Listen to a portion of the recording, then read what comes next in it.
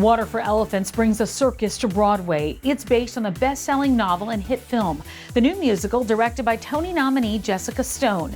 Here's Beth Stevens with another edition of Building Broadway. Thanks, Tamsin. Jessica Stone is directing Water for Elephants, a romantic new show set in a Depression-era traveling circus. I stopped by rehearsal to talk to her about the new musical. Last season, you had a big hit with Kimberly Akimbo, Tony-winning musical, and now you're back with Water for Elephants, which just feels about 20 times bigger. Yes, that is correct. Tell me about tackling this show. The minute you introduce a train and a stampede and an elephant, you're just in different territory than sweet Kimberly Lovaco's, living room and getting into fights with their parents. Like it's definitely, it's more sort of epic and mythic in scale, Water for Elephants. And it required me to tap into skills that I never had honed before. Like I really had never worked with puppets. I certainly had never worked with circus artists or even circus vocabulary and the circus process, which is different from, a traditional sort of musical singing and dancing. So it's been just a totally different part of my brain and heart than something as also thrilling but detailed and sort of psychological as something like Kimberly Akimbo. So very, very different parts of my brain. What appealed to you about the story? The thing that appealed to me about the story was this idea of who are you when you lose everything? It's set in the Depression, and there was such desperation for so many, and then there were some that did just fine. But there was such high stakes for so many, and what kind of person are you going to be if you've lost everything? Are you going to make a friend? Are you going to make a new family? Are you going to save an elephant? Are you going to kill your nemesis? Who are you? And some of that,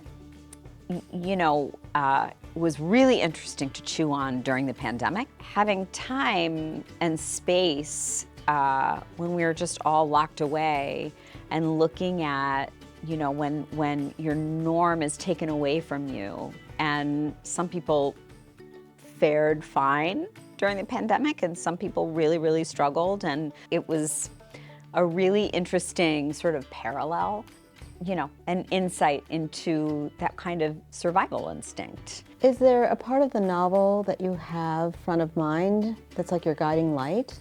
The thing that's funny, that's so beautiful about the novel is the detail, the historical detail. And that's actually a harder thing to make sing.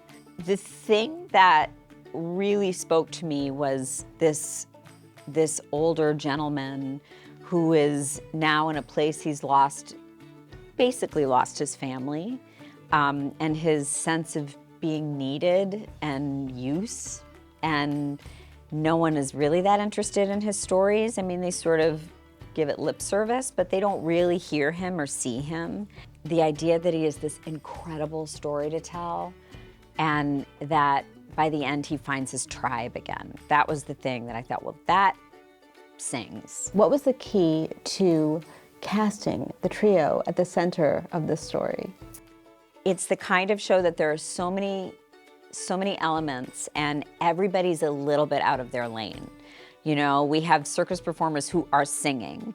We have actors who are dangling from trapezes. We have, people learning how to juggle, people learning how to do crazy lifts. We have people learning how to do puppetry. We have all kinds of people from different disciplines learning other disciplines. And that requires a certain level of faith and grace and humor. The gravity and sort of effervescence have to exist at the same time. So you have to be completely locked in because someone's flying through the air and you have to catch them. And you have to be okay falling. So there's just a certain spirit of safe but reckless storytelling that is required. And so it was just chemical. I have to ask you about the elephant, Rosie. Tell me what your thoughts are about that animal at the center of the story. I started this whole process hating puppets. And I have now grown to love puppets. Rosie the elephant, what I love about Rosie is that she's got many secrets, and there are many secrets about her. And so when you think you know her and you think you know her story, you don't. And so she doesn't really reveal herself to us until deep into the story. What you see is not what you get.